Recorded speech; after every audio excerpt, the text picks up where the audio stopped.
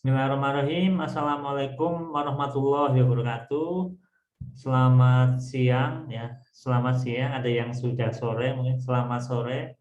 Salam sejahtera bagi kita semua. Yang kami hormati Bapak Teng Sud Cahyono selaku narasumber pada kelas menulis pentigraf ini. Yang kami hormati Bu Narti dan seluruh jajaran dari Korwil Dinas Pendidikan Cilacap Tengah Kabupaten Cilacap, Provinsi Jawa Tengah, yang kami hormati, Bapak Ibu semua, peserta yang sudah hadir di Zoom meeting room ini, dan tak lupa kepada tim Si Publishing.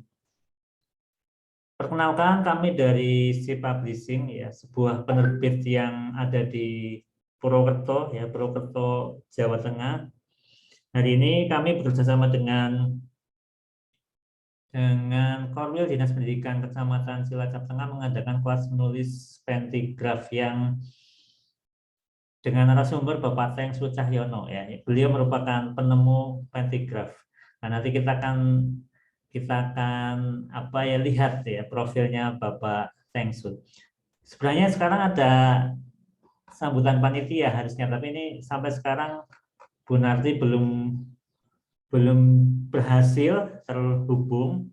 Jadi untuk acara ya nanti sambutannya mungkin bisa menyusul. Acara kita mulai dulu dengan pembukaan. Marilah kita buka acara ini dengan bacaan basmalah bersama-sama.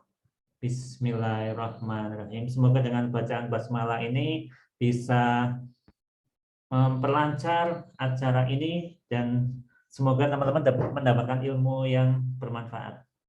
Nah, sebelum kelas dimulai, ini kami jelaskan dulu. Jadi nanti yang ikut di kelas ini dan nanti mengikuti praktek itu akan mendapatkan sertifikat 34 jam pelajaran yang akan ditandatangani oleh Kepala Dinas Pendidikan Kabupaten Cilacap. Ya.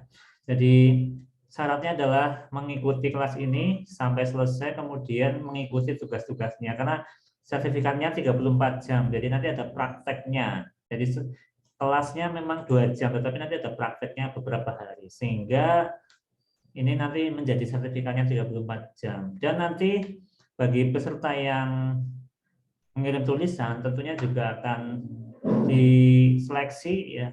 Bagi yang layak terbit akan diterbitkan menjadi buku kumpulan pentigraf. Nah, ini Bu Narti sampai sekarang belum ini ya, belum masuk. Jadi kita sapa dulu Pak Teng Sud. Halo Pak Teng Sud, sudah hadir? Ya, silakan dibuka mic-nya Pak Teng Sud. Nah, halo selamat siang Pak Teng Sud. Siang, Assalamualaikum. Waalaikumsalam Pak Teng Sud. Sedang di mana Pak Teng Sud sekarang? Di rumah ya? Di di kota mana Pak? Ke Malang.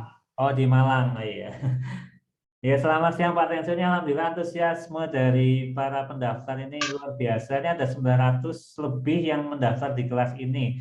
Tentunya teman-teman ini sangat antusias dan sangat ingin belajar langsung dari penemu pentigraf. Ya, terima kasih Pak Teng Sud sudah berkenan menjadi narasumber di acara yang kami selenggarakan. Ya, sebelum kelas dimulai, nanti ada pembacaan dulu tentang profil narasumbernya. Ini Bapak Teng Sud. Ini sekarang beliau merupakan Kaprodi ya, Kaprodi S2 Bahasa dan Sastra pasca sarjana UNESA. Nah, ini Bapak Teng Sud juga merupakan penggagas cerpen 3 paragraf atau pentigraf, dan buku puisinya Meditasi Kimchi memperoleh anugerah Sutasoma 2017 dari Balai Bahasa Jawa Timur. Ini luar biasa ya.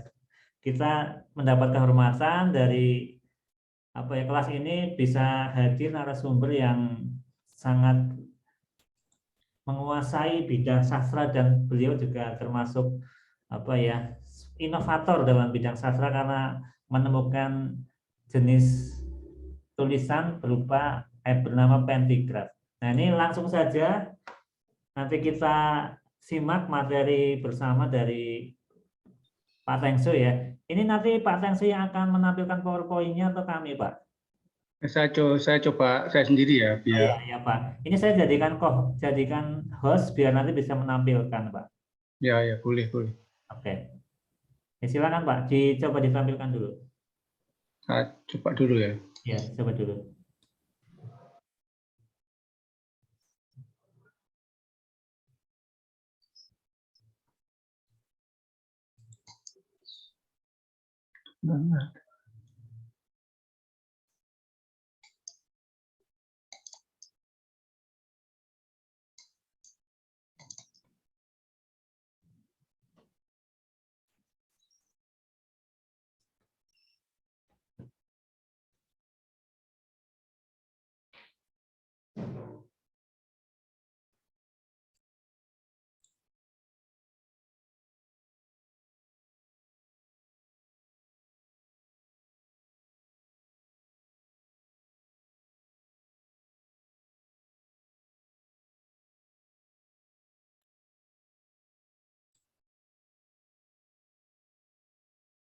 Ini sudah terlihat, tetapi masih ini Pak, masih belum ke materinya. Nah ini deh.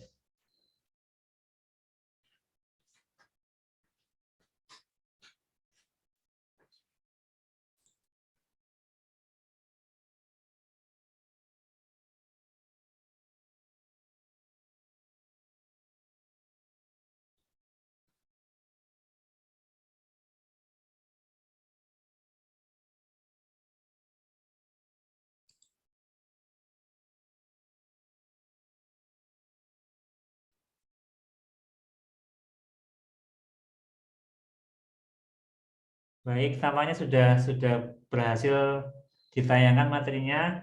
Mari teman-teman kita simak langsung materi yang akan disampaikan oleh Bapak Sengsu. Kepada Bapak Sengsu Cahyono, kami persilakan.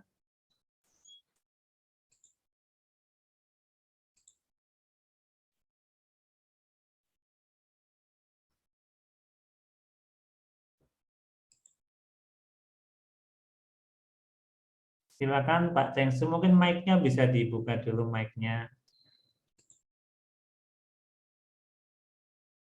Nah, ini teman-teman sudah melihat materinya ya, dalam menulis pentigraf.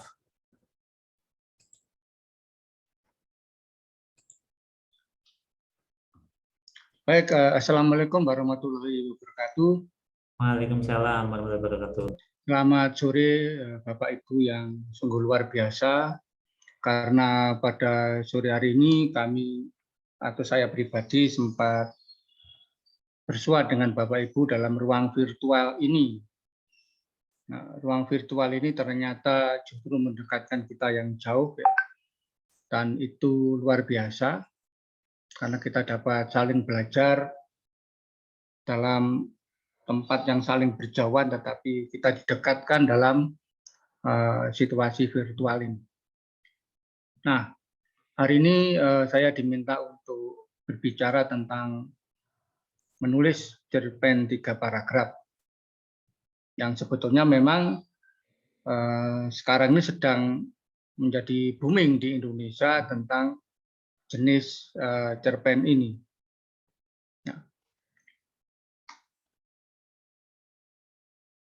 Nah, tapi sebelum sampai ke pentigraf, saya akan memberikan semacam motivasi ya, mengapa menulis itu penting. Ini terlihat ya, Mas Indra ya. Terlihat Pak, terlihat.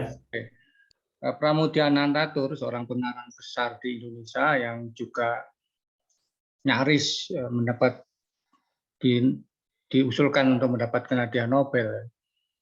Tetapi karena alasan politik beliau akhirnya gagal untuk mendapatkan hadiah Nobel itu.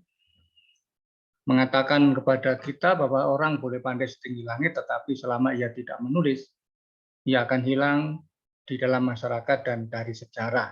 Ini penting. Maka menulislah untuk sebagai pekerjaan keabadian. Nah, harta kita boleh hilang ya, nyawa kita boleh tiada, tetapi tulisan kita akan abadi. Maka seperti yang dikatakan Khairil Anwar, aku mau hidup 1000 tahun lagi, itu sungguh luar biasa. Khairil Anwar hidup sampai sekarang, bahkan sampai kelak. Bukan fisiknya, tetapi karya-karyanya yang membuat kita selalu menyebutkan nama itu. Nah, kalau Bapak Ibu ingin abadi dicatat secara baik oleh sejarah, maka menulislah. Itu jalan yang hendaknya kita tempuh. Semua orang akan mati kecuali karyanya. Ini Ali bin Abi Thalib. Maka tulislah sesuatu yang akan membahagiakan dirimu di akhirat kelak. Ini tentu satu panggilan yang sungguh luar biasa. Penulis itu hidup 2 kali, itu Natalie Goldberg ya. Bukan hanya 2 kali, tapi berkali-kali. Ya, ketika kita meninggal, kita tetap hidup ya, selamanya. Maka tulisan kita lah yang membuat kita akan hidup berkali-kali. Ini tentu luar biasa. Nah, Armin Martajasa mengatakan, jika kamu ingin mengenal dunia, membacalah, dan jika kamu ingin dikenal dunia, menulislah. Ini tentu juga ajakan yang sungguh menarik ya. Jadi kalau kita ingin mengenal dunia, membaca. Kalau kita ingin dikenal dunia, menulis. Maka membaca dan menulis ini satu aktivitas berbahasa yang tidak bisa saling dipisahkan. Jadi penulis yang baik adalah pembaca yang baik. Walaupun pembaca yang baik belum tentu penulis yang baik. Tetapi penulis yang baik adalah pembaca yang baik. Akan sangat bisa dirasakan ya, sebuah tulisan yang lahir dari orang yang suka membaca dan orang yang menulis tetapi terlihat bahwa dia tidak pernah membaca.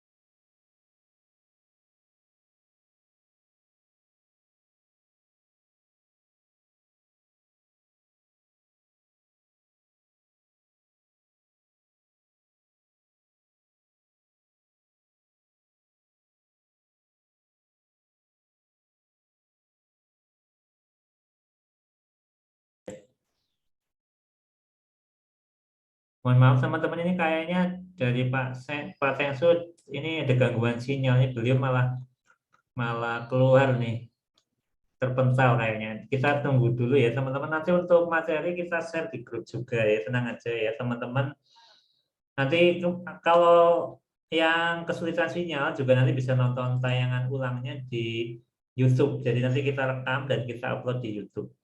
Ya, jadi teman-teman nanti dapat materinya dan juga dapat menonton rekamannya di YouTube. Dan kita masih menunggu dulu nih Pak Sensud, tampaknya sedang berusaha masuk kembali. Ini jadi belum ini ya, belum stabil tampaknya sinyalnya nih. Kita tunggu dulu teman-teman. Ya, mohon maaf ini.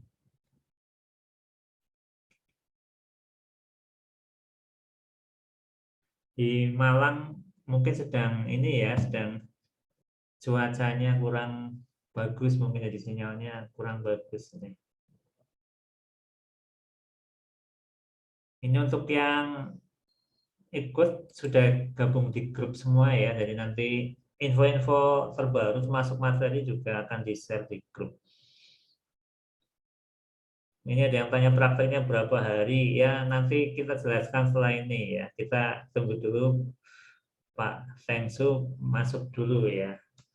Ini di Malang mendung ya, ini dari Bu Ani ya, di Malang mendung, di Batu sudah hujan deras. Oh ya, ternyata di sana memang sedang hujan besar ya di Malang. Dari Mbak Ninda, di Malang hujan besar.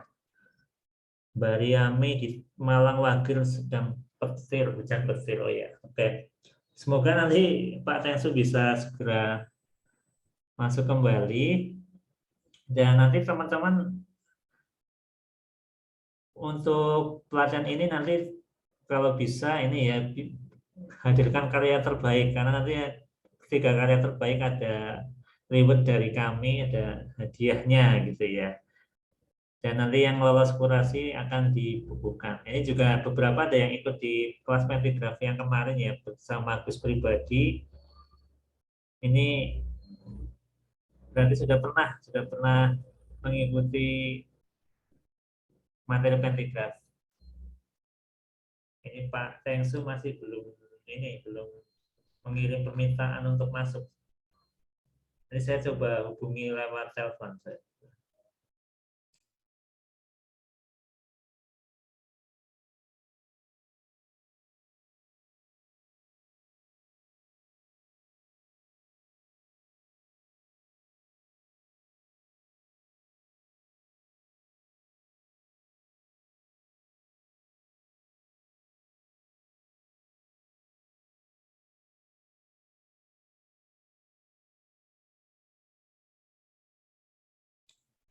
Channel YouTube-nya apakah si publishing ya, cari aja di YouTube si publishing, itu juga ada banyak materi pelatihan yang pernah kita selenggarakan ya. Ada pelatihan menulis cerpen, puisi dan sebagainya.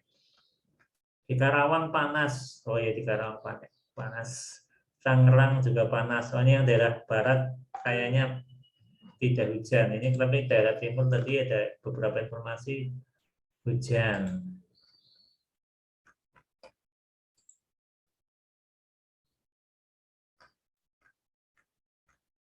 Ya sambil nunggu buka puasa ya teman-teman, kita nunggu Pak Tengsu, dan ini mencari ilmu di bulan puasa kan juga katanya pahalanya juga ada gitu.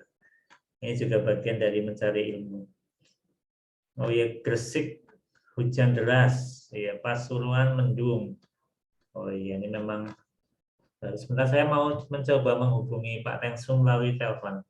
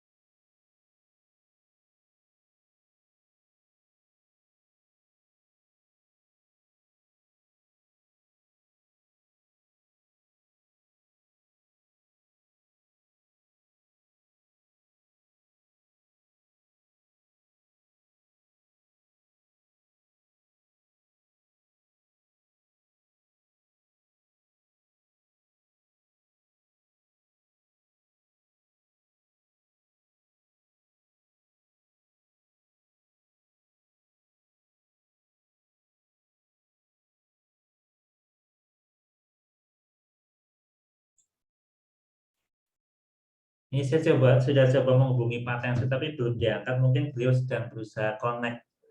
Ya kita tunggu dulu teman-teman. Ini sambil menunggu saya, oh ini di Bandung hujan dan pasar mendung. Ini memang cuaca banyak yang sedang tidak mendukung. Ini saya setelkan video dulu ya sambil menunggu ini. Video tentang safari literasi Duta Bahasa Indonesia kemarin pada saat ke SIP Publishing. Sebentar.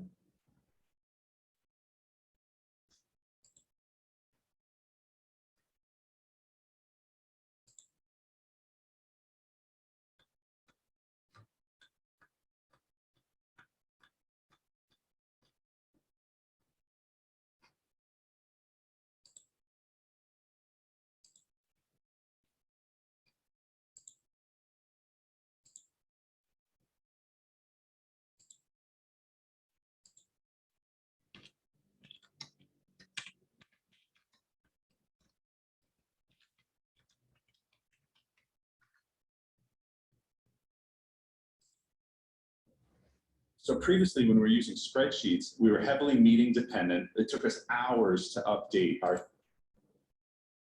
Oke, terakhir ya, pertanyaan terakhir. Solusi agar pihak luar negeri terutama tidak menghakimi kita lagi bahwa kita ini memiliki budaya baca dan menulis yang benar. Bagaimana solusi agar pihak luar negeri terutama tidak menghakimi kita lagi bahwa kita ini memiliki budaya baca dan menulis yang benar? Bagaimana solusinya?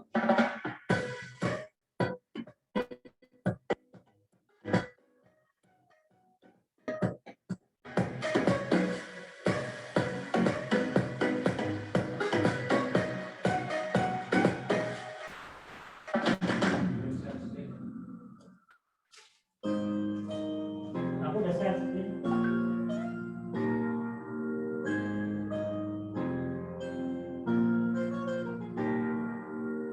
Safari Literasi Duta Baca Indonesia 2021-2025 sejak 11 September hingga sekarang 24 September 2021 di Purwokerto, tepatnya di Satria Indah Prasta Publishing. Anak muda di sini berkumpul menerbitkan buku.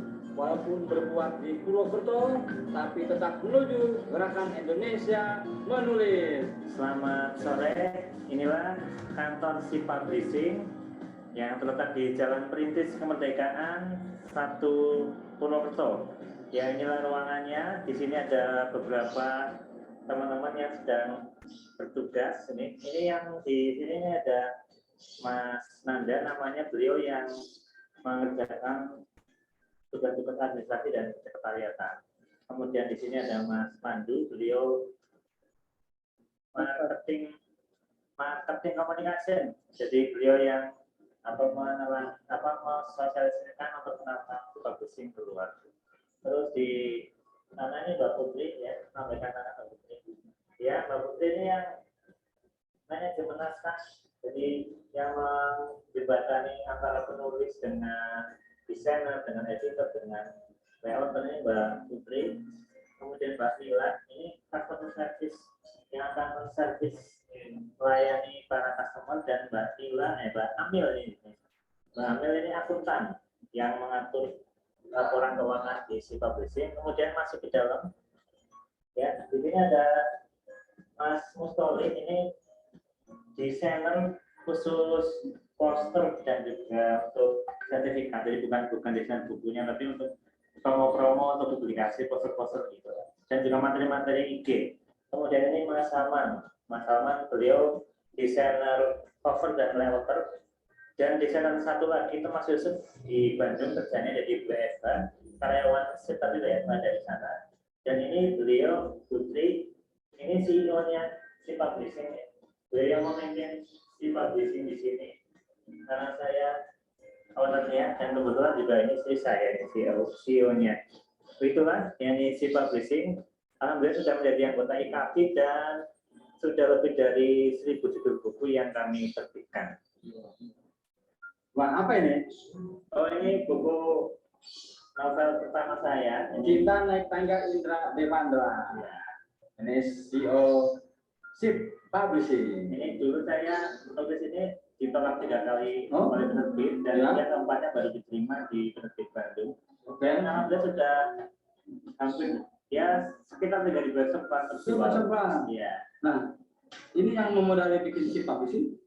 Jadi sebelum lahir Si Publishing, memang saya itu penulis dulu. Ya. Dulu terus waktu itu belum kepikiran mau bikin penerbitan. Setelah itu ada teman-temannya bikin karyanya, kenapa tidak membuat penerbitan sendiri lagi?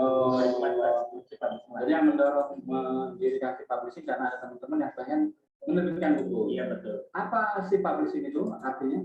Jadi singkatannya Satria Indah Prasta. Oh, Satria Indah Prasta Publishing. Iya, jadi boleh tahu nggak modalnya berapa waktu awal? Bukan rahasia nggak nih? Jadi saya lupa ya. Lupa. Itu modal sendiri. Jadi kalau asal nama Satria Indah Prasta itu, Satria itu kan slogannya Banyumas, slogannya Proper Satria, singkatannya sejahtera adil, tertib rapi indah. Gitu. Indah Prasta itu kan kerajaan yang dibuat dengan cara membabat hutan, diawali membabat hutan. Jadi kami filosofinya memang dari nol, kemudian nanti menjadi seperti kerajaannya. Alhamdulillah nih Pak Tengsu sudah hadir kembali. Ini Pak Tengsu sudah saya jadikan co-host lagi. Nanti bisa nge-share. Halo Pak Tengsu. Mic-nya silakan dibuka Ya, dulu. oke, Iya. ya. Maaf, ini tiba-tiba lampu padam dan wifi-nya nggak jalan. Oh iya, nggak apa-apa Pak. Iya. Ini lampu padam. Saya pakai tethering dengan HP ini. Oh iya Pak. Ya. Ya, silakan dilanjut Pak Tengsu. Ini sudah bisa dilihat lagi. Sudah Pak. Ya. Sudah. Ya. Baik, saya tidak akan berpanjang-panjang lah tentang pengantar ya. Jadi karena mohon maaf tadi listrik padam, sekarang juga masih padam, sehingga saya menggunakan tethering dengan HP ini. Baik, Bapak Ibu yang saya hormati, kalau kita bicara cerpen 3 paragraf, ya, cerpen 3 paragraf ini tentu saja bagian dari cerita fiksi. Cerita fiksi, ya, fiksi. Nah, fiksi itu rekaan. Ya. Nah, fiksi itu dari bahasa Latin fictio, ya, yang artinya membuat, menyusun, ya, mengkreasi, mengkonstruksi. Nah, itu pengertian fiksi. Karena fiksi itu berarti membuat, menyusun, ya, mengkonstruksi, maka syaratnya adalah ada bahan yang disusun, ada bahan yang dibangun, ada bahan yang dikonstruksi, ada bahan yang dikreasi. Nah, bahannya apa? Nah, kalau kita bicara tentang fiksi, itu kadang-kadang saya agak memirip-miripkan dengan kerja tukang kayu. Walaupun tidak bisa sama persis. Nah, untuk membuat sebuah meja, kursi, misalnya, maka tukang kayu membutuhkan bahan. Bahannya apa? Nah, kalau saya lihat di sini, bahannya itu bisa papan, bisa kayu, ya, bisa paku. Ya. Itu bahan-bahan. Tanpa bahan-bahan itu tidak mungkin akan tercipta kursi, tidak mungkin akan tercipta meja, bahan. Nah, ternyata tidak cukup hanya bahan saja, dia perlu alat. Ya. Alatnya apa? Ya, ketam, gergaji, mistar, dan sebagainya. Berdasarkan bahan dan alat itulah, maka seorang tukang kayu akan berproses. Nah, pada waktu berproses itulah tukang kayu menggunakan daya imajinasinya. Jadi urusan imajinasi bukan hanya urusan sastrawan, bukan hanya urusan seniman, tetapi tukang kayu pun akan menggunakan daya imajinasinya, daya kreasinya. Nah, apa? Dengan daya kreasi itulah, maka ada banyak jenis mebel yang dilahirkan tukang kayu. Ada yang sederhana, ada yang lebih rumit, ada yang sangat artistik, ya, seperti contoh-contoh ini. Nah, hasil ini dilahirkan dari apa? Dari daya imajinasi yang berbeda dari masing-masing tukang kayu. Ada tukang kayu yang cara berpikirnya sederhana, ada yang rumit, ada yang artistik, dan seterusnya. Nah, jadi itu. Nah, kalau kita bicara sastra, dalam hal ini pentigraf, bahannya apa? Bahannya adalah peristiwa sehari-hari, pengalaman hidup dari pengarang itu. Ya. Fakta. Sehingga kalau orang ditanya, apa sastra itu? Apa imajinasi itu? Seringkali orang mengatakan sastra itu adalah produk dari khayalan. Dari khayalan.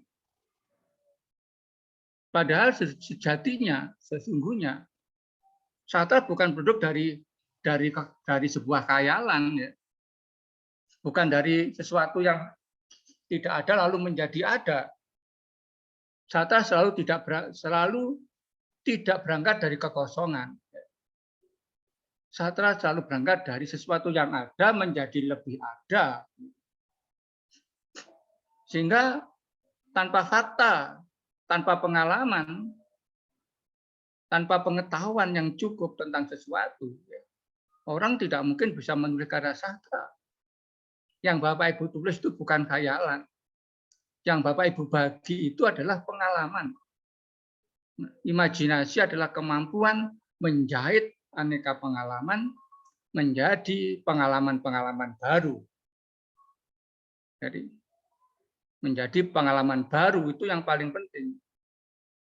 Kalau Bapak Ibu mempunyai bahan H, A, ditulis tetap menjadi A, itu enggak baru. Itu bukan sastrawan.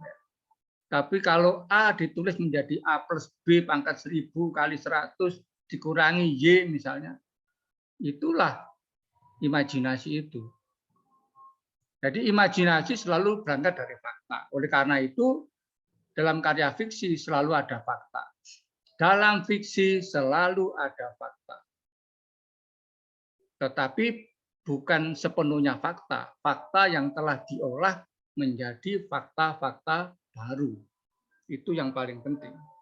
Jadi menjadi fakta-fakta baru. Itu proses menulis ya. Sehingga kalau ada Bapak Guru bertanya pada saya, anak saya ini dari kebun binatang lalu menulis. Nah, tulisannya ini apa dapat disebut sebagai sastra? Tentu saja bergantung. Bapak Ibu yang saya hormati, tugas wartawan, tugas ilmuwan, dan tugas sastrawan itu berbeda. Tetapi mereka mengambil dari bahan yang sama, kehidupan, pengalaman, pengamatan, pengetahuan, ya, dari hal yang sama. Yang membedakan adalah bagaimanakah cara mereka melaporkan hasil yang diamati itu. Sastrawan berbeda dengan wartawan, berbeda dengan ilmuwan, ya, dalam melaporkan satu peristiwa, walaupun peristiwanya itu sama.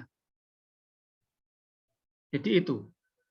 Jadi bahkan saya selalu mengatakan bahwa seorang sastrawan yang baik adalah seorang peneliti yang baik. Sastrawan harus melakukan riset agar karyanya hidup, ya, agar karyanya logis. Ya. Jadi Bapak Ibu, ya, sastra itu dibuat tetapi tidak boleh dibuat-buat. Sastra itu dikarang tetapi tidak boleh dikarang-karang. Sastra itu direka tetapi tidak boleh direka-reka. Artinya apa? Tetap logis. Agar logis, ya tentu kita harus mengetahui fakta-fakta itu dengan baik. Jadi itu kata kunci apabila kita ingin menulis karya sastra. Maka sebetulnya yang paling penting kalau kita menulis sastra, kita tidak belajar teknik saja. Teknik menulis pentigraf. Tidak cukup mempelajari itu. Yang paling penting adalah belajar untuk membaca buku-buku lain. Entah filsafat, entah agama, entah sosiologi, entah pendidikan, entah budaya, entah ilmu alam, dan sebagainya. Maka sejauh saya menjadi orang yang berada di balik pentigraf, misalnya dalam kampung pentigraf Indonesia, anggota warga kampung saya itu ada guru fisika, ada guru matematik, tidak semuanya guru bahasa Indonesia ya. Yang ada guru agama banyak sekali yang menulis pentigraf. Ada dokter, ya. Ada wartawan, ada sastrawan itu sendiri, ada pengacara. Jadi pengalaman-pengalaman hidup mereka itu ketika diformulasikan dalam bentuk pentigraf menjadi sangat menarik, sangat kaya. Nah, jadi itu. Jadi sehingga sebetulnya kalau urusan cerita pendek 3 paragraf ini sekali lagi bukannya urusan orang yang memang bergelut dengan bahasa Indonesia, tidak. Semua saja pemakai bahasa Indonesia. Pemakai bahasa Indonesia ya semua saja, karena kita semua menggunakan bahasa Indonesia. Nah, itu tentang proses menulis. Jadi harus ada bahan, harus ada alat. Alatnya apa? Alatnya apa? Ya kemampuan berbahasa kita. Kemampuan memilih diksi menyusun kalimat. Kemampuan-kemampuan ini sangat bergantung kepada jam terbang kita. Sastra itu adalah keterampilan berbahasa sebetulnya. Maka saya sering mengatakan sebetulnya menulis sastra itu semua orang bisa. Karena apa? Dapat dilatih. Kita dapat berlatih. Saya tidak percaya bakat. Jadi bakat itu hanya 0,1%. Yang 99,9% itu adalah kerja keras, kemauan belajar, berlatih terus-menerus. Bakatnya sekian. Walaupun kita berbakat, kalau kita tidak pernah belajar menulis, ya lama-lama tak ada gunanya bakat itu. Walaupun kita tidak punya bakat, tapi kalau kita punya motivasi kerja yang luar biasa, kita akan mampu menulis dengan baik. Gitu. Nah, Bapak Ibu, pentigraf ini sebetulnya sudah saya tulis sejak tahun 85-an di Suara Indonesia di Kota Malang waktu itu. Ya. Hanya ketika itu kan media sosial tidak seperti sekarang ini. Sehingga follower saya nggak banyak gitu. Jadi pengikut pentigraf yang saya luncurkan pada media pada tahun itu nggak ada respon sama sekali. Tahun 2014 saya mengajar di Korea selama 4 tahun. Saya punya banyak waktu luang, saya kulik-kulik kembali pentigraf, saya share di Facebook, lalu banyak orang merespon dengan positif, lalu saya membentuk komunitas. Nah, disitulah pentigraf ini berkembang sampai sekarang ini. Jadi sebetulnya sudah sangat lama. Pentigraf ini saya gulirkan, tetapi sekali lagi tidak seperti sekarang ini. Lalu, nah, pentigraf itu cerpen yang pendek. Nah, sebetulnya kalau kita bicara jenis karya fiksi, prosa fiksi, itu ada novel, ada novelet, ada short story, ada cerita pendek. Ada cerita pendek yang pendek, ada cerita pendek yang panjang. Jadi sebetulnya pentigraf ini adalah salah satu jenis cerita pendek yang pendek. Nah, saya setiap 3 bulan saya selalu menerjemahkan cerita pendek Korea. Cerita pendek Korea ini panjang sekali, bisa 30 halaman. Bisa 30 halaman. Itu cerita pendek ya. Betul-betul long short story. Walaupun kalau kita kirim ke media massa di Indonesia mungkin dibatasi 7.000 kata, 7.500 kata ya. Tapi kalau di Korea ini bisa sampai 30.000 kata cerpennya itu. Jadi betul-betul long short story. Nah, jadi ada cerita pendek yang pendek, ada cerita pendek yang panjang, dan pentigraf tergolong cerita pendek yang pendek. Nah, sebetulnya cerita pendek yang pendek ini, short story ini, banyak di Indonesia itu. Sehingga pentigraf bukan hal yang baru. Karena banyak. Ada flash fiction, ada fiksi mini, ada cerita sekilas, ada flash story, ada cerita mini, ada cerita 140 huruf, bukan kata ini ya, huruf, dan sebagainya. Banyak. Sangat banyak. Ya. Hanya dalam pengamatan saya, cerita-cerita ini tidak jelas morfologinya. Fiksi mini itu ciri-cirinya seperti apa, itu susah. Pendeknya nggak jelas seberapa pendek, kadang-kadang mini tapi panjang. Gitu. Ya. Jadi semua ini saya melihat sosoknya nggak kelihatan. Cerita 140 huruf, seperti kalau kita nulis di mana ya, 140 huruf itu di media sosial yang pendek itu. Nah, kalau hanya 150 huruf itu tidak bisa menampilkan seluruh elemen narasi itu. Jadi elemen narasi yang alur, tokoh, cerita, tema, latar itu tidak tampak. Nah, dari hasil studi itulah maka saya berpikir membuat cerita pendek yang hanya 3 paragraf.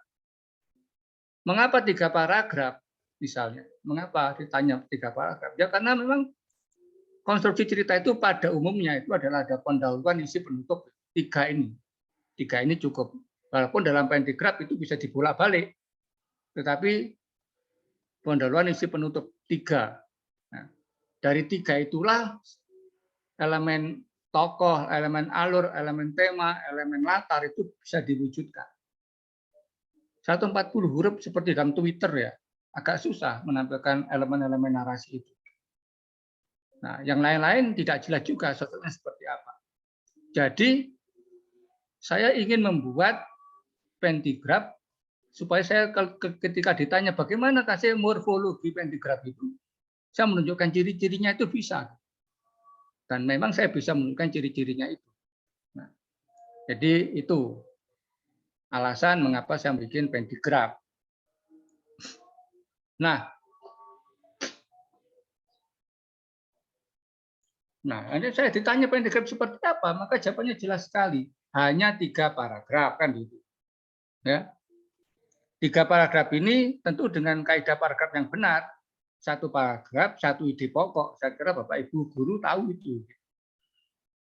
Nah, harus seperti itu. Nah, 210 kata misalnya. Sebetulnya 210 kata ini adalah perkembangan dari saya meneliti pentigraf yang ditulis kawan-kawan dulu. Ketika tidak saya batasi 210 kata, maka kadang-kadang kelihatannya secara fisik 3 paragraf. Tetapi secara substansi sebetulnya 6 paragraf, dipaksa jadi 3 paragraf. Jadi sering terjadi begitu. Nah, ketika saya batasi 210 kata, kita belajar untuk efektif, untuk fokus. Dan itu alasannya. Memang di dalam Google kalau saya cari ada yang membuat rumusan kalimat paragraf pertama sekian kalimat, paragraf kedua 3 kalimat, paragraf ketiga 9 kalimat. Nah, itu tidak pernah saya katakan begitu, nggak pernah sama sekali saya mengatakan ada pola seperti itu. Pola saya hanya 210 kata, titik gitu. Kalau 10 kata itu mau disebar kemana? Misalnya kalau paragraf pertama 60 kata, paragraf kedua 10 kata ya silakan. Yang penting seluruhnya 210 kata gitu. Ya. Tokohnya terbatas, ya. Jangan banyak-banyak karena hanya 3 paragraf. 1 atau 2 tokoh cukup. Maksudnya tokoh sentral ya. Kalau tokoh-tokoh tambahan silakan, tapi tokoh sentral yang bercerita, yang mengembangkan pentigraf ini itu sebaiknya ya 1 atau 2 tokoh saja. Dan yang terakhir pada paragraf ketiga hendaknya diciptakan ketakterdugaan. Nah, ini sekarang orang sudah bisa menduga. Ini pasti paragraf ketiga ini ada ketakterdugaan pentigraf itu. Tapi yang mereka tidak tahu adalah bagaimanakah bentuk tak terduganya itu. Nah, itu yang harus kita upayakan. Jangan sampai sehingga horizon harapan pembaca itu bisa dikecewakan oleh pengarang sendiri. Maka ketika menulis kita juga membayangkan sebagai pembaca. Kalau aku pembaca, kira-kira endingnya harus begini. Nah, Anda bikin yang tidak seperti itu. Tidak seperti yang diduga oleh pembaca. Maka kita harus mencoba-coba jadi pembaca. Kira-kira kalau ceritanya begini, endingnya apa ya? Kalau endingnya begitu, aku ubah endingnya nggak seperti itu. Nah, seperti itu. Itu hakikat pentigraf. Nah. Baik. Nah.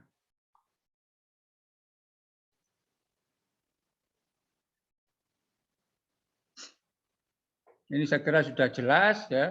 Nah, tidak ada hanya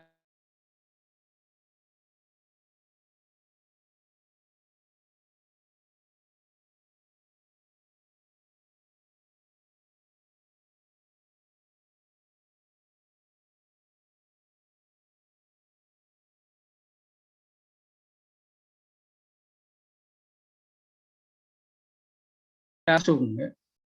Tidak boleh lebih, tidak boleh banyak kalimat langsung, hanya satu saja. Kalau ada 2 kalimat langsung, yang satu diubah menjadi narasi atau diubah menjadi deskripsi. Nah, karena saya masih melihat dalam beberapa pendekat yang saya baca itu masih ada dialog di dalam paragraf. Padahal sebetulnya kalau kita bicara yang benar, setiap satu kalimat langsung itu satu paragraf. Jadi kalau ada dialog berkali-kali ya berarti ada beberapa paragraf di situ. Nah, maka saya nyatakan satu kalimat langsung hanya boleh terdapat dalam sebuah paragraf. Jangan lebih dari satu kalimat langsung. Jadi itu. Nah, sebagai teks narasi, narasi itu artinya bercerita. Maka dalam paragraf berada tokoh, dalam pentigram berada tokoh, tema, latar, alur. Namun karena ini pendek, tokoh, tema, alur ini tidak berdiri sendiri-sendiri, tapi ini saling berkelindan. Ketika kita bicara tokoh, kita bicara alur juga, gitu. Ya, baik. Saya beri contoh ini karya Dede Supantini. Ya. Dede Supantini ada seorang dokter saraf. Ya. Dia adalah wakil dekan 1 di Universitas Maranatha Bandung. Dan dia juga ibu dari 2 putranya. Jadi bisa kita lihat bagaimana kesibukan seorang Dede Supantini. Nah, tapi beliau walaupun dokter, dia bisa menulis dengan bahasa yang bagus. Nah, ini contohnya.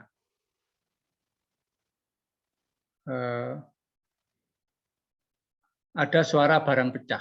Kita mungkin bisa belajar cara membuat judul ya. Ada suara barang pecah di dapur. Jantung Burma berdetak kencang. Secepat kilat ia berlari ke dapur. Pembantu barunya berdiri dengan wajah ketakutan di depan rak piring dan terbata-bata mohon maaf atas kecerobohannya menjatuhkan piring.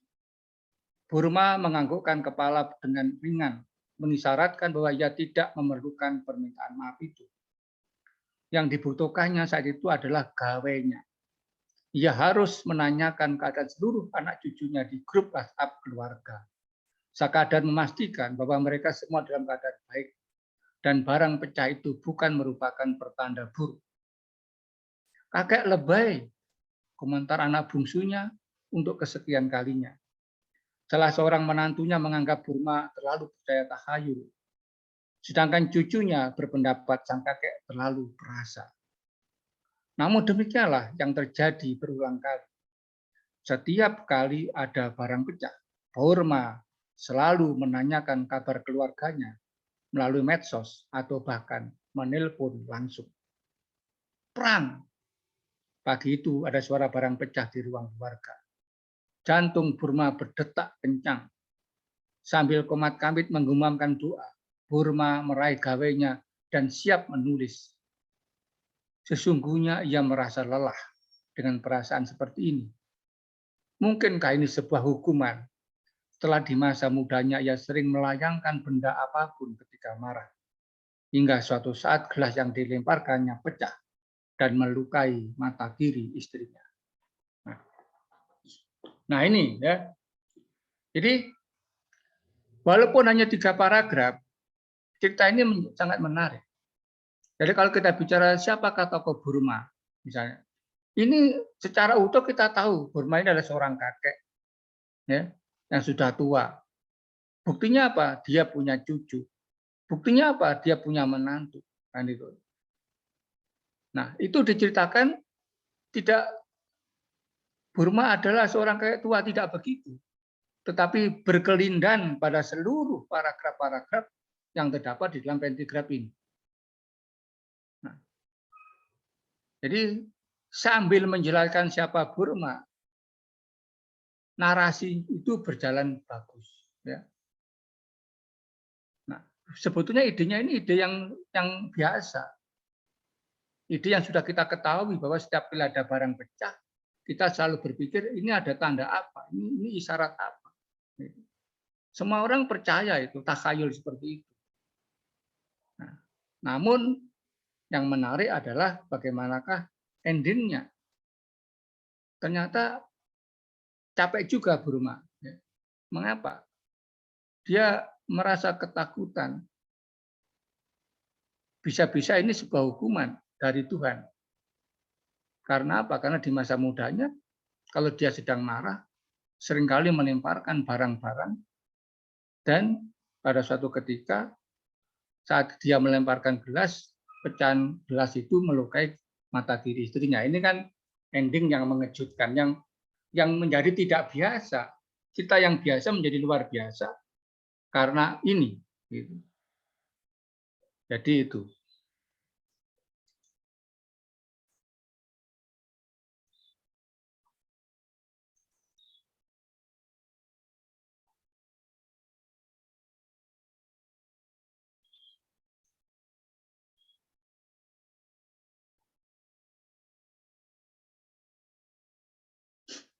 Oh, ini nggak terganti.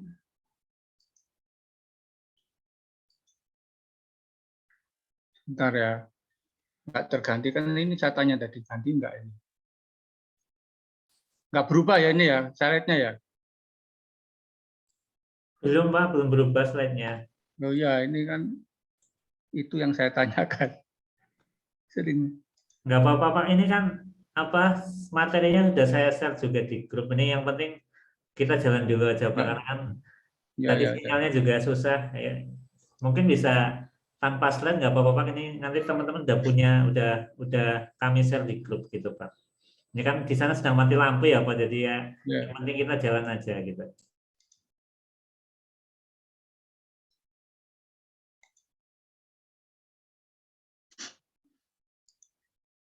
Ini jalan nggak ini?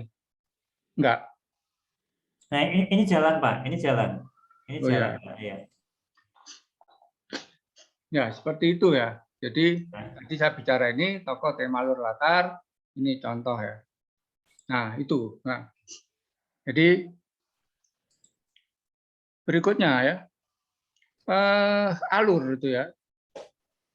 Itu bukan sekadar rangkaian peristiwa, tetapi sebetulnya rangkaian konflik. Konflik itu menjadi penting dalam sebuah cerita.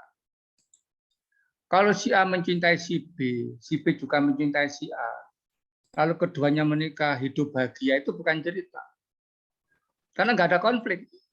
Nggak ada potensi konflik di dalam. Si A mencintai si B juga mencintai si A. Tapi si A itu adalah paman si B misalnya. Nah ini bisa menjadi cerita. Karena ada potensi konflik di dalamnya. Sehingga kalau kita membuat cerita, kita lalu berpikir, sebetulnya kita tuh mau mengembangkan konflik apa ya? Itu yang paling penting. Konflik apa yang akan saya kembangkan? Saya selalu menanyakan itu. Kalau nggak ada konfliknya itu seperti laporan pandangan mata saja. Seperti curhat, itu kan. Menjadi tidak menarik. Jadi itu. Nah, konflik itu bisa manusia dengan dirinya, manusia dengan orang lain, manusia dengan alam, manusia dengan Tuhan. Saya tidak akan baca ini, saya lanjutkan dulu supaya nanti kita bisa berlatih sebentar. Nah. Lalu tokoh ya. Tokoh dalam cerita itu juga bisa berupa tidak hanya berupa manusia, bisa berupa binatang, bisa berupa benda-benda. Jadi tidak harus berupa manusia. Saya ambil contoh ini. Cangkir, ini oleh Emil. Emil ini adalah seorang sekretaris perusahaan di Kota Bogor. Dia selalu, judulnya Cangkir, dia selalu memilihmu untuk menemaninya menikmati angin sore. Apa rahasianya sih? Tanya Cangkir, handuk warna krem berpola bunga keemasan. Hidungnya mencuat mendekatiku yang sedang dituangi teh aroma melati, kesukaan tuanku. Aku pun tak tahu, tak ingin tahu juga. Dia hanya mampu menikmati aroma teh dan meraba tubuhku. Selebihnya hanya tegukan dan semilir angin. Kujelaskan tanpa ambil pusing. Aku tahu, tuanku sering meraba pinggiranku yang retak dan sedikit pecahannya merusak dua retina matanya saat ia melindungi ibunya dari pukulan mabuk sang ayah. Saat itu ibunya sedang minum teh aroma melati bersama Tuanku. Nah, jadi tokohnya bisa, ini tokohnya siapa? Ada 2 tokoh di sini, yaitu cangkir Hankook warna krem dan cangkir yang bibirnya retak. Nah, itu. Ini adalah perbincangan antara 2 tokoh ini. Nah, ini bisa cerita yang menarik. Sehingga kalau kita bicara tokoh, kita tidak harus bicara manusia. Kita bisa menggunakan alat-alat yang lain. Nah, ini penting juga. Karya sastra, cerpen, novel, pentigraf termasuk di dalamnya, itu bukan sekadar fakta yang dipindahkan ke dalam teks, tidak. Jadi tugas pengarang bukan sekadar memindahkan fakta ke dalam teks, tapi menciptakan fakta baru berdasarkan fakta yang ada. Kita ambil contoh ya. Suatu misal, ya, saya berjalan-jalan, ya, lalu melihat 5 ekor kucing di depan rumah saya. Ini contoh ya. Lalu saya nulis 5 ekor kucing. Ada 5 ekor kucing di halaman rumah.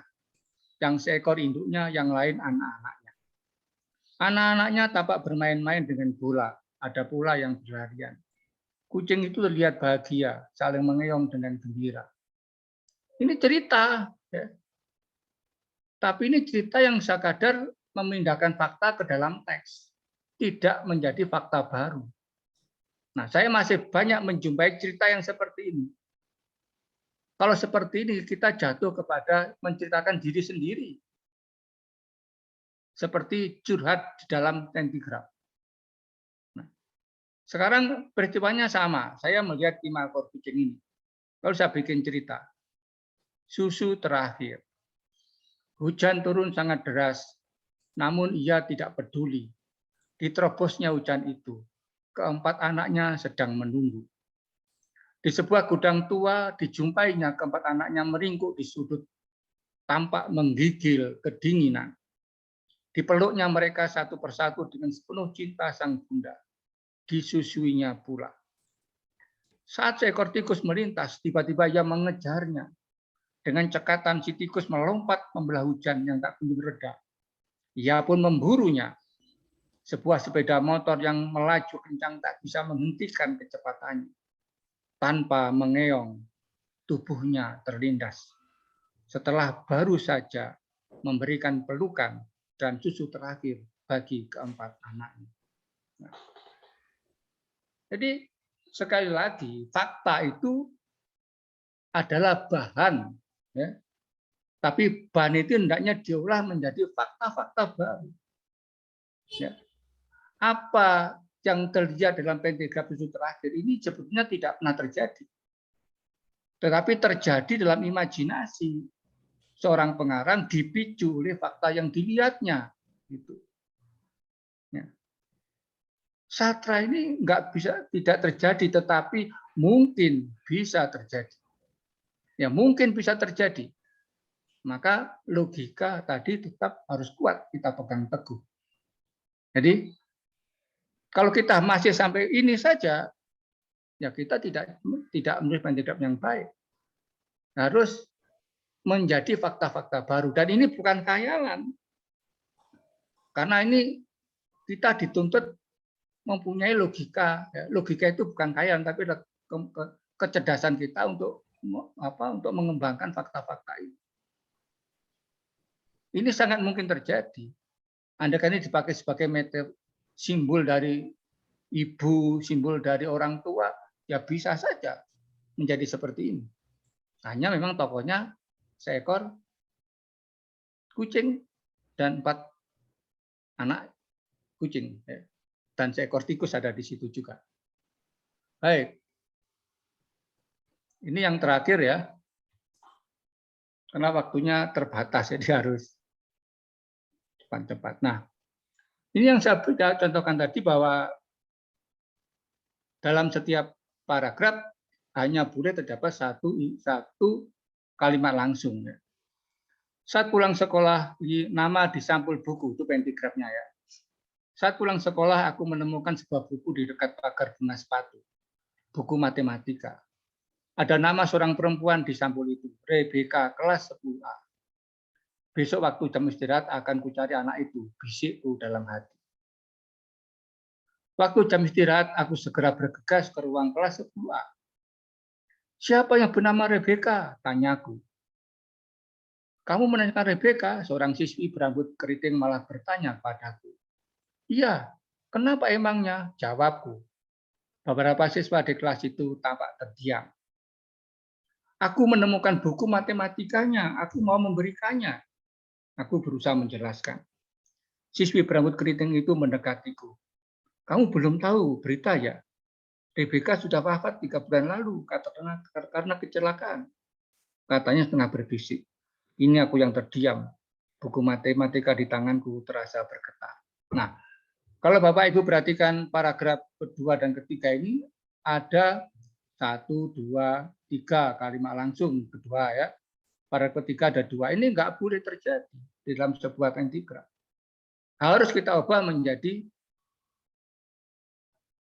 1 kalimat langsung saja. Yang lain diubah dalam bentuk narasi atau dalam bentuk deskripsi. Kita contohnya ini. Waktu jam istirahat, aku segera bergegas ke ruang kelas 10A. Siapa yang bernama Rebecca? Tanyaku. Nah, seorang siswi berambut keriting malah bertanya padaku, mengapa aku mencari Rebecca? Sedangkan beberapa siswa di kelas itu tampak terdiam. Nah, sudah berubah hanya 1 kalimat langsung saja, yang merah ini saja. Nah, begitu. Ya. Lalu aku menemukan buku matematikanya, aku mau memberikannya. Aku berusaha menjelaskan. Siswi berambut keriting itu mendekatiku. Sambil setengah berbisik, ia menjelaskan bahwa Rebecca sudah wafat 3 bulan lalu karena kecelakaan. Kini aku yang terdiam. Buku matematika di tanganku terasa bergetar. Nah, jadi Bapak Ibu, demikianlah ya serba singkat ya tentang pentigraf ini. Nanti kalau kurang jelas kita bisa bertanya-tanya pada forum tanya jawab ya.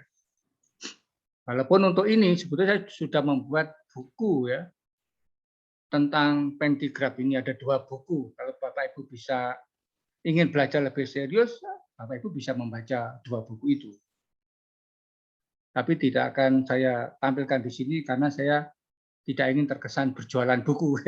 Jadi itu ada 2 buku yang sudah saya tulis tentang itu. Oke, baik, sebelum dilanjutkan pada pelatihan, mungkin saya kembalikan dulu kepada moderator ya, untuk mungkin ada yang mau bertanya. Silakan. Baik, terima kasih.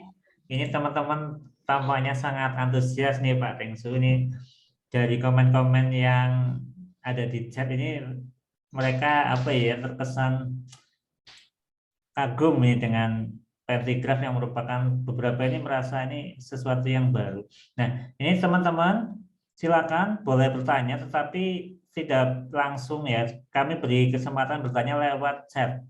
Ya, silakan bisa ditanyakan dan nanti akan kami bacakan yang sekiranya memang sama, nanti akan saya tanyakan menjadi 1 pertanyaan ya. Ini silakan teman-teman bisa menuliskannya di chat, dan kalau untuk hal teknis yang tadi disebutkan mungkin tidak perlu ditanyakan ya, karena memang ada di apa materi ya. Kayak misalnya maksimal kata berapa ini kan sudah ada di materi ini. Jadi ini mungkin yang akan saya bacakan pertanyaannya yang memang belum ada di materi. Ya silakan teman-teman.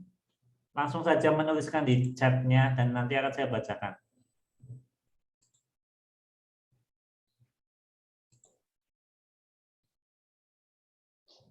Ini ada pertanyaan bagus nih Pak Tengsu. Ini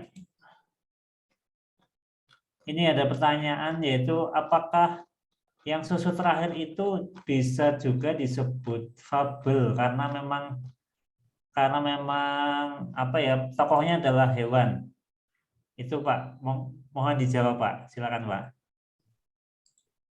Ya, susu terakhir apakah bisa juga disebut fabel? Baik, jadi kalau kita bicara bentuknya pentigraf ya, kalau kita bicara kontennya, mungkin orang bisa menyebutnya sebagai fabel ya. Walaupun fabel ini sebetulnya merupakan salah satu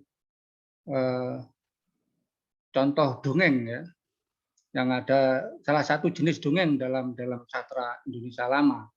Tetapi fabel-fabel modern pun ada, banyak buku, banyak cerita tentang fabel-fabel modern ini.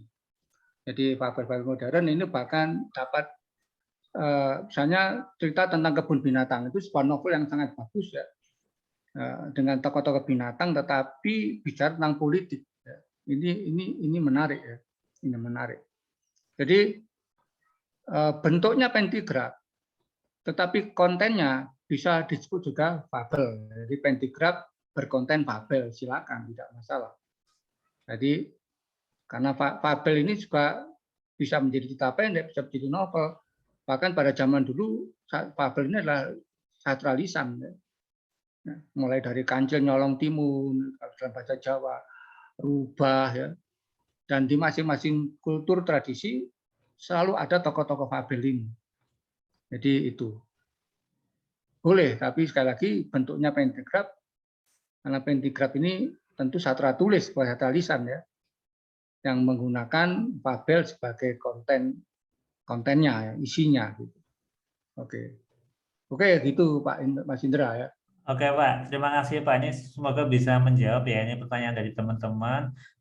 Kemudian ini Pak, apakah kalau ceritanya nyata semua itu apakah bisa dijadikan pentigraf? Jadi itu bukan fiksi Pak, dari cerita nyata semua bisa dijadikan pentigraf. Apakah bisa seperti itu?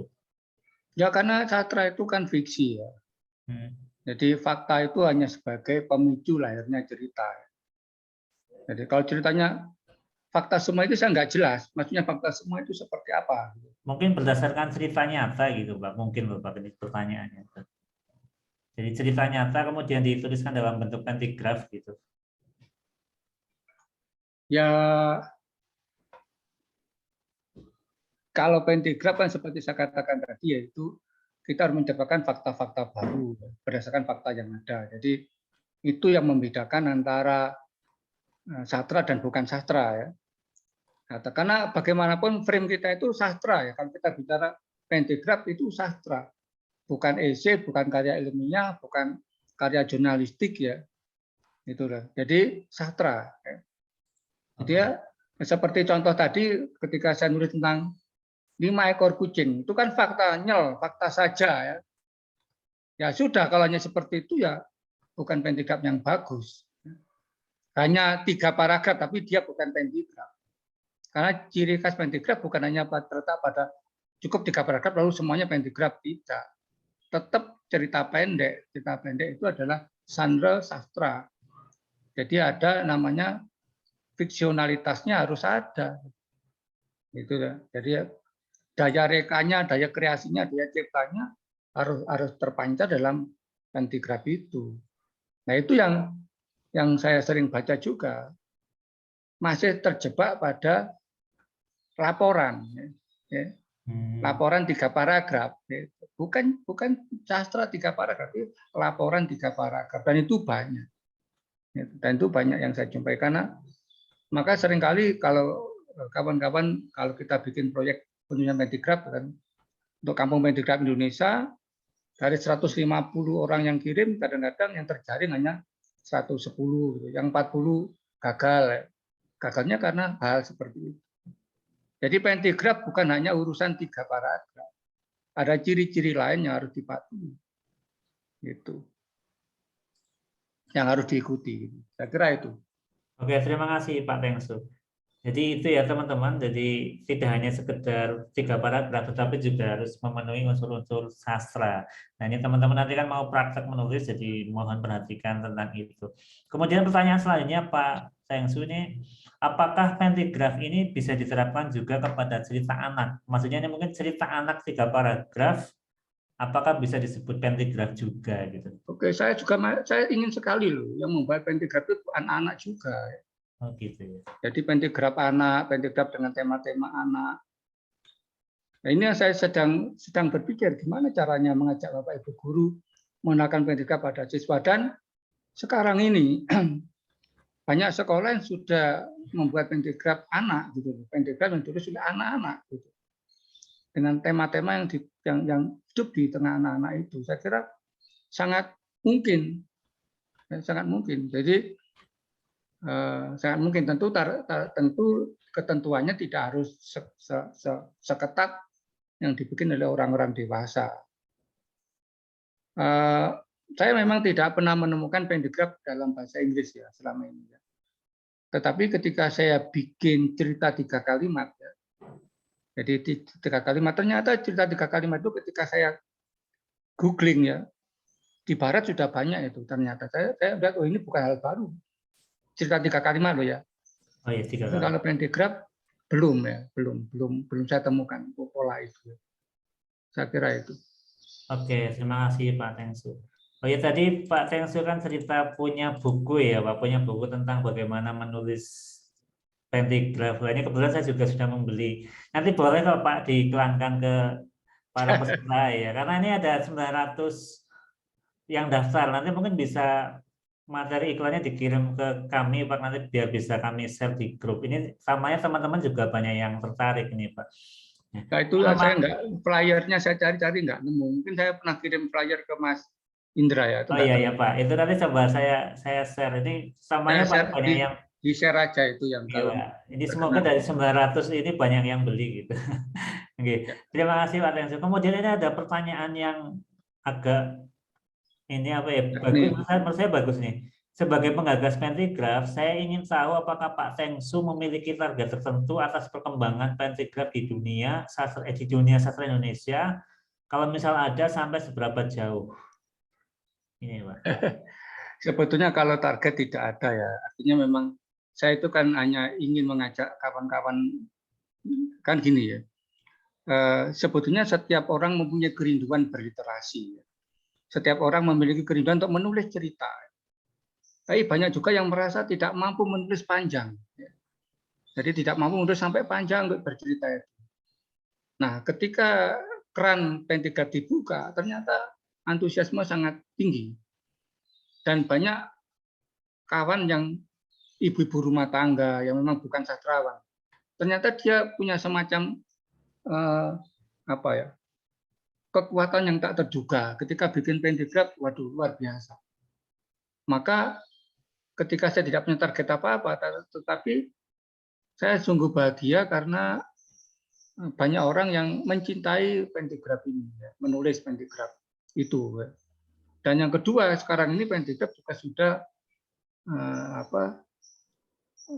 merangsek ke jiwa para guru. Guru apa saja, guru bidang studi apa saja. Ini juga mungkin itu malah di luar yang saya duga. Gitu. Maka itu sudah membuat saya senang. Ya. Jadi ke depan mungkin bagus sekali kalau pentagraf ini dapat dipakai sebagai jalan mengajarkan pentagraf pada siswa untuk mengenal fiksi itu seperti apa. Jadi untuk mengenal alur seperti apa, tokoh seperti apa, latar seperti apa. Yang paling simpel menggunakan pentagraf. Kalau mereka sudah kenal itu, mereka akan bisa bikin novel, bisa bikin cerpen yang lebih panjang lagi, sehingga pentagraf sebetulnya dapat dipakai sebagai media pembelajaran fiksi, prosa fiksi kepada anak-anak. Saya kira itu yang paling gampang, sangat gampang ya, karena tidak memerlukan ruang yang panjang. Ini ada satu pertanyaan yang menarik. Izin bertanya Pak, apakah aturan 1 kalimat langsung itu hanya untuk paragraf 2 dan 3? Enggak. Ini loh yang kadang-kadang salah. Kalau saya bikin contoh ini lalu yang pertama, oh ini berarti nggak ada kalimat langsungnya. Enggak, itu kebetulan saja. Nanti kalau tidak ada kalimat langsungnya semua, oh Pak, berarti paragraf pentagraf nggak boleh ada kalimat langsungnya. Nah, itu kan jadi salah. Contoh lagi yang salah. Pertama 9, kalimat kedua 3, paragraf ketiga 11, itu kan ada begitu. Itu terjadi gara-gara contoh saya. Contoh saya menggunakan cerpen janji miliknya Dede Supantini juga. Lalu dihitung sendiri oleh kawan-kawan itu. Nah, padahal itu kan bukan jumlah itu yang penting. Saya mengatakan bahwa ini contoh Pemdiklat yang ideal karena kalimat pertama hanya sekian, itu karena untuk menunjukkan bahwa tidak perlu kalimat yang panjang-panjang, sudah dapat bercerita dengan baik. Nah, seperti itu. Jadi itu Bapak Ibu ya. Jadi kalimat langsung itu boleh pada 3 paragrafnya itu satu-satu ya boleh ya. Paragraf 1 kalimat langsung 2, 3 nggak ada juga boleh. Nah, tidak mesti seperti ini. Ini dari Bapak Yusli Muslim ini ya. Terima kasih Pak. Baik Pak. Ini setelah ini ada praktek menulis ya Pak? Masih lanjut atau? Ada sebentar ya. Oh iya iya. Waktunya cukup ya. Ya mungkin karena waktu sudah hampir jam 4 ini pertanyaannya kami cukupkan ya teman-teman, nanti bisa tanya di lain waktu ya. Nih, monggo silakan untuk lanjut ke prakteknya Pak. Silakan. Oke. Saya share lagi.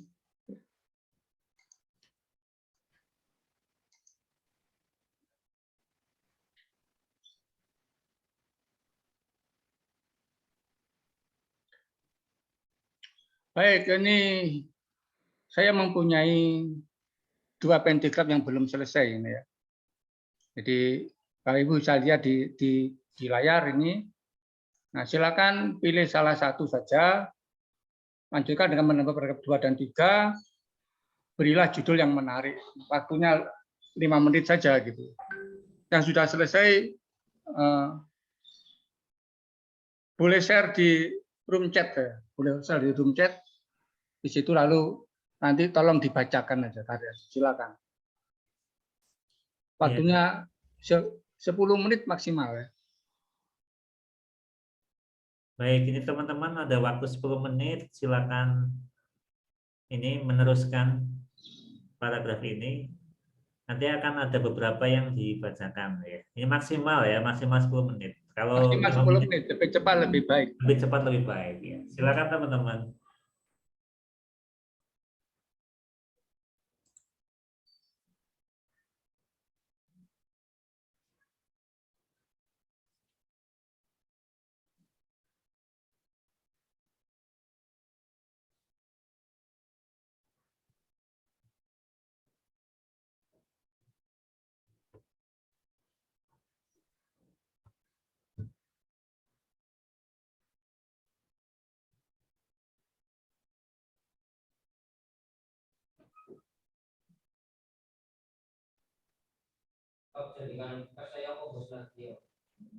Yang apa Mas?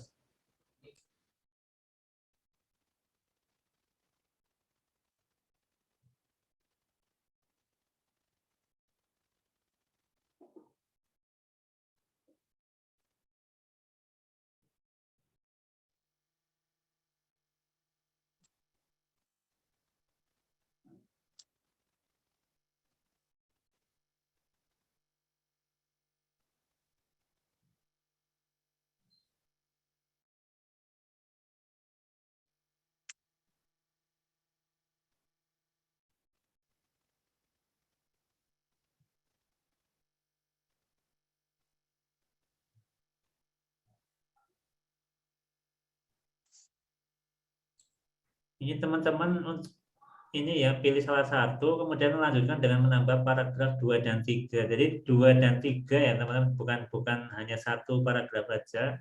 Dan nanti tolong ditulis dalam satu ini ya, satu chat, jangan terpisah-pisah karena ini akan tercampur dengan chat dari teman yang lain ini, jadi nanti susah bacanya.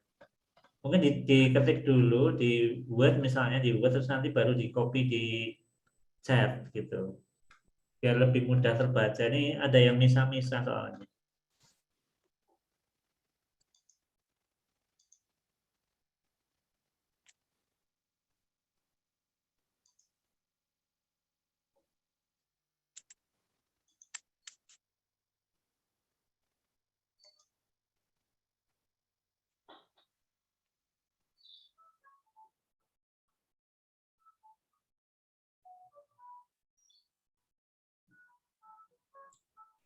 Bu Narti sudah hadir ya Bu Narti.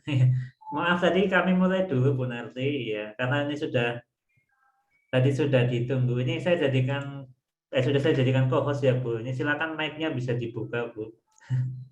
Iya, iya, makasih. Sudah Mas, makasih. Oh, iya. Luar biasa, saya ikuti udah lama kok ini. Oh iya Bu. Tadi saya naik ke atas, ternyata bisa sinyalnya nih, alhamdulillah. Oh iya, syukur. Ini mungkin sambil nunggu praktek Bu, 10 Lah, menit. mudah-mudahan Mungkin Bu teman-teman nanti tadi semangat kan ya. belum sambutan ya Bu, ini sambil nunggu teman-teman ini mungkin bisa memberikan ya kata sambutan. Ini mohon maaf, Pak Tengsu ini diselingi sambutan dulu karena tadi dari panitia belum bisa masuk. Ya silakan Bu Narti, mungkin ada sesuatu yang ingin disampaikan dari panitia, silakan.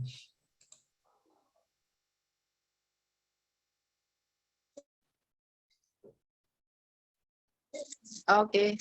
Terima kasih yang terhormat Bapak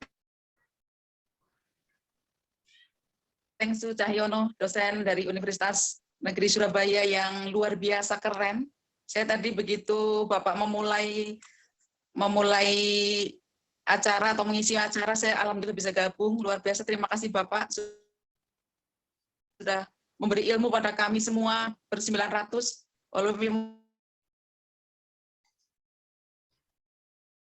Siap Ibu. Yang masuk di sini di chat saya. Terima kasih juga pada pimpinan Satria Indra Prasta Producer, Mas Idwan saya untuk bisa bekerja sama di kegiatan ini yang luar biasa, dan seluruh peserta kelas menulis pentigraf dari Sabang sampai Merauke. Kalau saya lihat itu pesertanya keren-keren luar biasa, ada yang dari Papua, Kalimantan, Jawa Barat, Jawa Timur, banyak sekali pokoknya lah, luar biasa. Terima kasih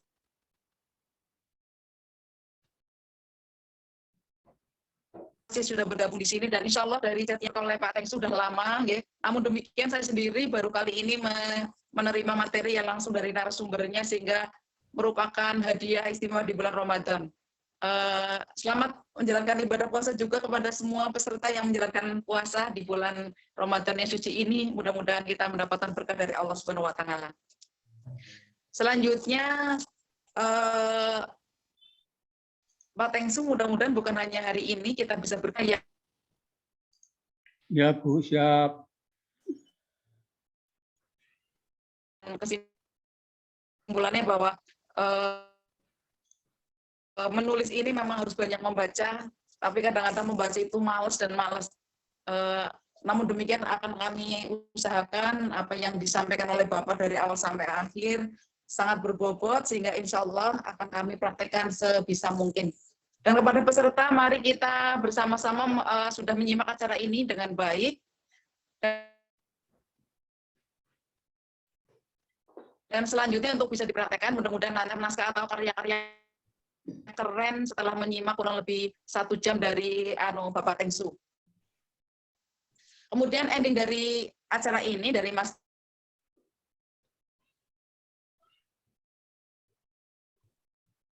Indra, pastinya kita bagaimana pentigraf yang baik sebagai bagian dari karya sastra. Kemudian Mas Indra juga akan menyelenggarakan karya terbaik itu nanti akan dibukukan. Bismillahirrahmanirrahim, mewujudkan itu setelah mendapat pengarahan dan masukan atau materi-materi yang terbaik dari Pak Tengsu.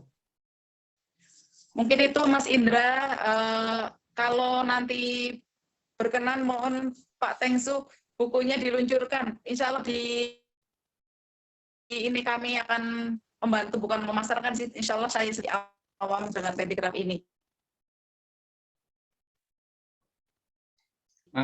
Sehingga monggo teman-teman, terima kasih. Pak Tengsu, terima kasih. Salam kenal Bapak. Mohon maaf ini baru bisa gabung tadi, sudah mulai acara nggih. Monggo Mas Indra, mungkin itu yang dapat saya sampaikan. Mohon maaf atas segala kekurangan. Wassalamualaikum warahmatullahi wabarakatuh. Waalaikumsalam warahmatullahi wabarakatuh. Terima kasih Bu Narti selaku koordinator wilayah Dinas Pendidikan Kecamatan Cilacap Tengah ya, yang telah berharap ini ada Cilacap Tengah. Cilacap Tengah ya. Yeah. Setelah ini semoga Pak Tengsu bersedia untuk memberikan ilmunya lagi. Mungkin tadi kan Pak Tengsu menyampaikan yang tentang anak-anak ya. Mungkin bisa nanti dijembatani oleh Bukorwil ya, supaya nanti ada materi untuk siswa-siswa sekolah tentang pentigraf. Dan juga mungkin bagi Bapak Ibu di kota lain itu mungkin Selasa juga Tengah di Insya bisa ya, nanti manakala kepengen mengembangkan pentigraf untuk Oke, gitu. siswanya bisa bekerjasama dengan Pak Fengsu. Dan untuk buku nanti ya buku kitab, Bisa bukan gabung kitab, atau mandiri. bisa nanti membeli ya ke Pak Fengsu itu. Nanti kami share flyernya di grup WA gitu. Mungkin sudah ada beberapa ini Pak Fengsu, sudah ada beberapa yang menuliskan. Baik, ya, sudah. Silakan diminta membaca saja, Mas Oke. Indra. Siapa? Silakan. Oke. Ini yang di Pak Fengsu yang memilih atau gimana? Mas Indra sendiri. Iya. Acak. Oke, ya ini acak. Ini coba Mbak Ika ya. Ini Mbak Ika saya jadikan co-host dulu biar nanti bisa membacakan. Ini yang di mana kamu simpan benda itu. Ini Mbak Ika ini ada beberapa Ika, tapi ini yang nulisnya ini Ika saja namanya. Di mana kamu simpan benda itu ya? Nih sudah saya jadikan co-host. Halo Mbak Ika, sudah bisa berbicara, silakan dibuka mic-nya. Bisa dibuka mic-nya Mbak Ika? Ya. Ya, terima kasih. Ya. Silakan dibacakan ya. Ya. Di mana kamu simpan benda itu? Tanya Burhan kepada bocah kecil yang tampak ketakutan itu. Kakinya gemetar. Bukan kali ini saja aku kehilangan benda yang kupakai setiap bulan. Sudah kusimpan dengan hati-hati, namun selalu hilang setiap dibutuhkan. Siapa lagi yang bisa kutuduh selain Rama, anak tetangga yang tinggal bersamaku sejak orang tuanya meninggal. Sekarang, tak hanya kaki, tangan Rama ikut gemetar. Ia menunjuk ke parit belakang rumah. Disitulah benda yang kucari dibuangnya. Benda berwarna putih dengan merek Charles. Terima kasih. Terima kasih Mbak Ika. Silakan Pak Tengsu di komentar. Judulnya apa tadi judulnya? Waduh, apa ya judulnya Pak ya? Belum kasih judul ya Mbak ya? Belum membuat judul saya Bapak. Harus diberi judul itu. Saya cari susah Iya. di sini tuh, scrollnya kok susah sekali ya. Susah memang cari di sini, susah ternyata.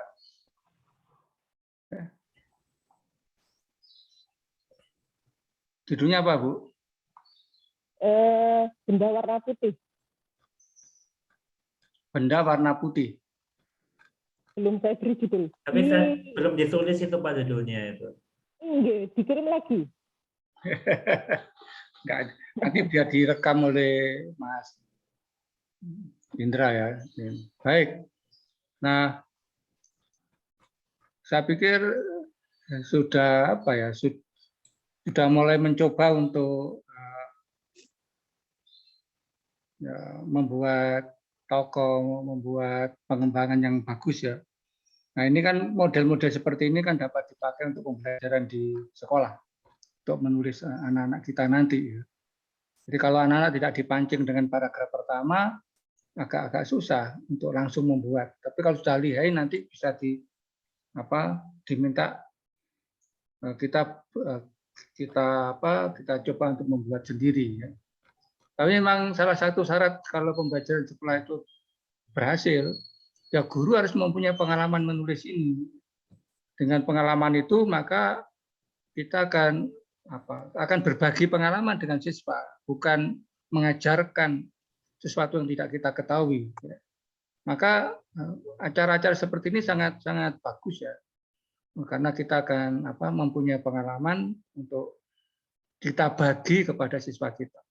Seperti hari ini, saya itu tidak berteori, lebih banyak berbagi pengalaman. Apa yang saya alami, saya bagikan kepada Bapak Ibu. Nah ini nanti juga demikianlah hendaknya ketika kita ingin mengajarkan manajemen pada siswa. Ini ada yang resen sampai 3 orang. Siapa? Mas Indra. Ini yang resen banyak ini Pak. Ini tadi langsung ada Hampir 100 ini yang ngirim tulisan ya, Pak. Tolong dicatat disimpan Mas ya. Oh iya, Pak, ya. Karena ini jangan sampai hilang. Oke, siap. Oke. Ini mau satu lagi atau bagaimana, Pak? Satu lagi. Oke, satu lagi. Ini yang paling bawah aja ya, coba biar. Tapi emang jalan terus ini saya buka paling bawah, ada yang kirim lagi. Wah, ini Berarti semangat semua Mas Indra. iya, Pak, alhamdulillah. Ya. Yang paling bawah juga ada 120 new message. Iya, nih, Pak. Ini coba yang agak Oh, ini yang baru 6 yang, new message banyak Pak ini Mas. yang transaksi itu ini enggak Pak, kebaca apa ya? Transaksi sudah hampir 2 jam yang ditunggu tak kunjung datang ini. Sudah enggak. Ini dari Sumenep RB. Ya coba ya, nih Sumenep RB Muhammad. Silakan dari Sumenep. Iya. Ya. Mas Muhammad sudah saya jadikan co-host. Silakan bisa dibuka mic-nya dan membacakan tulisannya.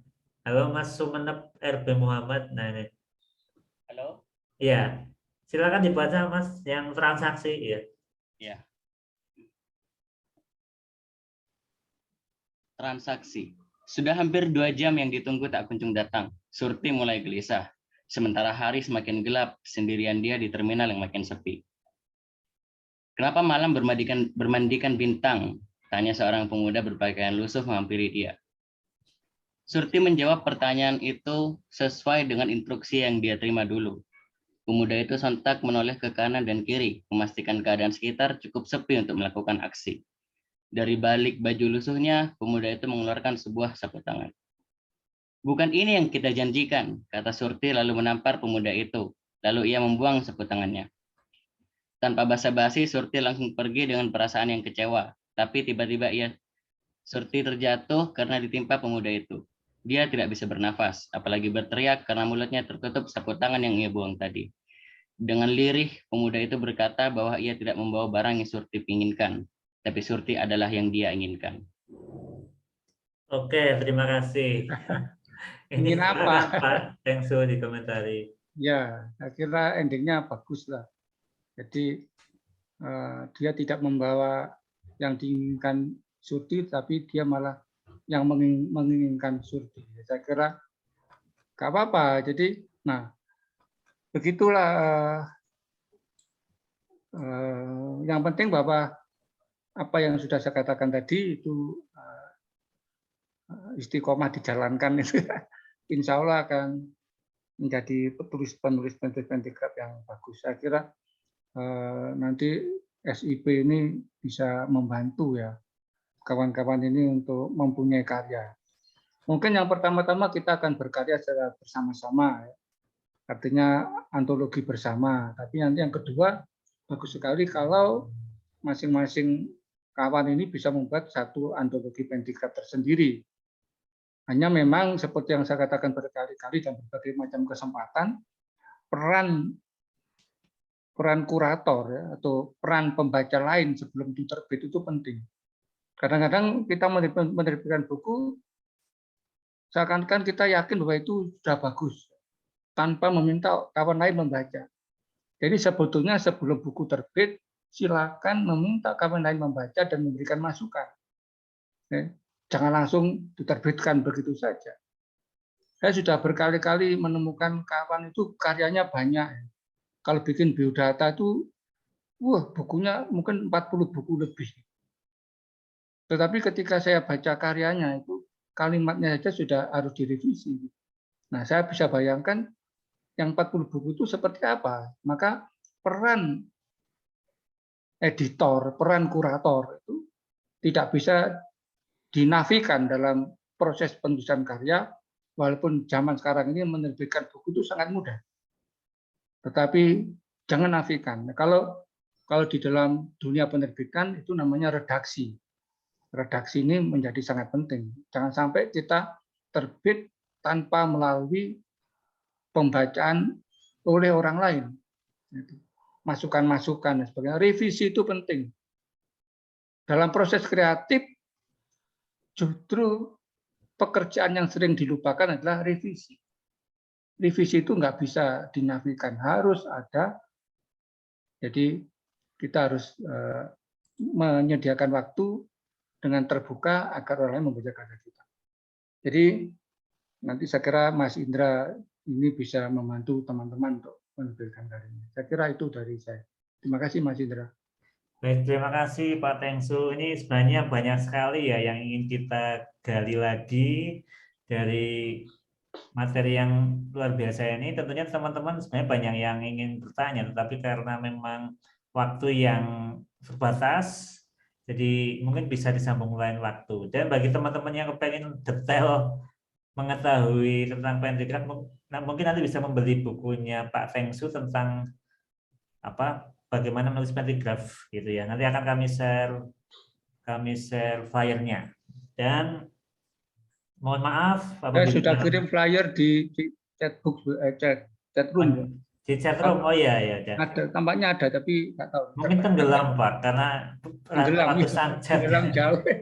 Iya. Ya, nanti di grup saja Mas Indra ya. Ya di grup. Kalau di grup kan saya kunci Pak, jadi Ya. belum ada yang bisa ngirim chat selain kami. Ya, Ya. terima kasih ini Pak Tengsu, luar biasa sekali. Pada sore hari ini kami mendapatkan ilmu yang cukup luar biasa dan semoga ini bukan yang pertama saja ya, tapi nanti semoga setelah ini kita bisa nge-share ilmu lagi ke teman-teman yang lain, dan nanti silakan mungkin dari kabupaten lain ya, nanti mungkin bisa yang ingin menyelenggarakan kelas menulis nanti bisa bekerja sama dengan kami, dan kami tentunya pilihkan narasumber yang terbaik gitu ya. Jadi kami kan kadang ada kelas puisi, kelas cerpen, kelas keguritan, kelas pentigraf. Ini nanti coba kami carikan narasumber yang sesuai, dan ini malah pada hari ini malah ini penemunya langsung ya. Alhamdulillah. Ini terima kasih kepada Korwil Cilacap Tengah ya yang sudah bekerjasama dengan kami si publishing. Terima kasih kepada Pak Tengsu dan siap Mas Indra. Oh iya, silakan Bu Narti ya. Ada yang ingin disampaikan? Iya, terima kasih atas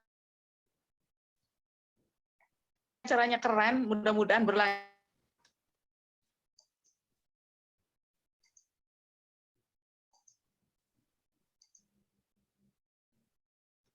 Bisa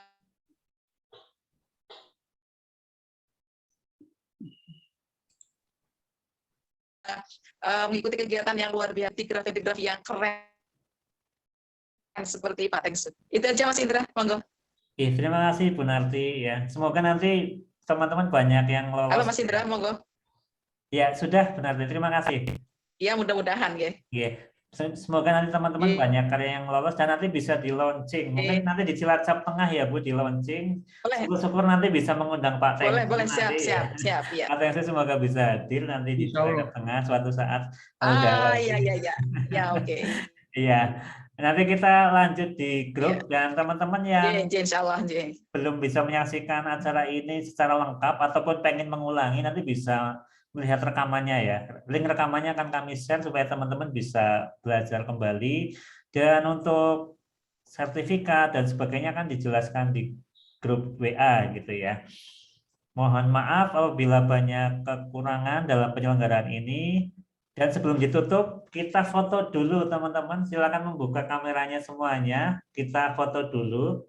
Wah, ini ada 400 ya. Nanti ya kita mulai dari slide yang pertama ini. Silakan tampilkan senyum terbaiknya. Oke, ini ada adik yang mau ikut, silakan ini sama mamanya ya. Oke, slide pertama. Terus ada 17 slide. Ini slide kedua. Kemudian slide ketiga ya, tampilkan senyumnya terus. Ya. Slide keempat. Mohon bersabar ya, ini masih ada lagi 13 lagi. Slide kelima. Slide ke-6.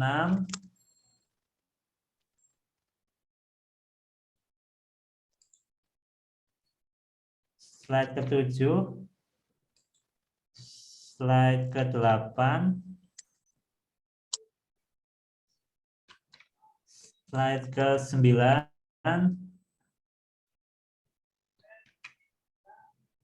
slide ke-10, slide ke-11, slide ke-12, slide ke-13, slide ke-14, slide ke-15, slide ke-16. Ya, alhamdulillah sudah terfoto semua nih, walaupun ada yang menutup kamera nggak apa-apa ya. Jadi nanti teman-teman yang belum ikut di Zoom itu nanti masih bisa mengikuti lewat rekaman YouTube ini.